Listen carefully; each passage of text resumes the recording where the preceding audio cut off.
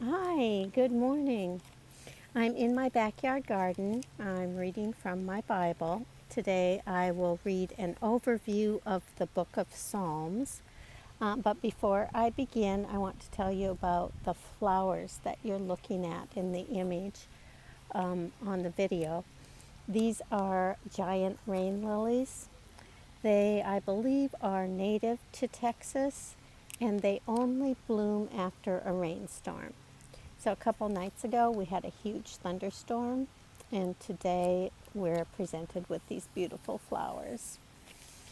And the other thing I wanted to tell you is we're starting a Bible study series.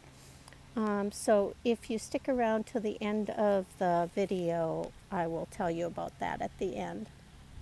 So my reading today is from the Bible, but it is an overview of the book of Psalms, and I'm taking it out of my New Revised Standard Version study Bible.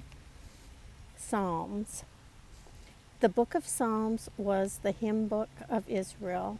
These psalms were written over a number of centuries and finally collected and grouped in the present form, which has 5 divisions. This may represent an attempt to parallel the 5 books of the law. Each book of Psalms concludes with a song of praise or doxology, and the entire collection concludes with a psalm of praise. Most of the Psalms were probably written to accompany acts of Israelite worship. The following categories are used to describe the various types of Psalms. 1. Thanksgiving and praise. 2. Lament. 3. Songs of faith or trust. 4. Confession. 5. Royal and enthronement. 6. History and creation. And 7. Being wisdom. A novelty among the Psalms is the Acrostics, in which each verse begins with a different letter of the Hebrew alphabet in order. Psalms 119, the longest chapter in the Bible, is the most complex of these. In it, each verse within a paragraph begins with the same letter, and each paragraph has a different initial letter. The chief characteristic of Hebrew poetry is what is known as parallelism, in which 2 or more lines make up a unit. Several types can be observed in the Psalms.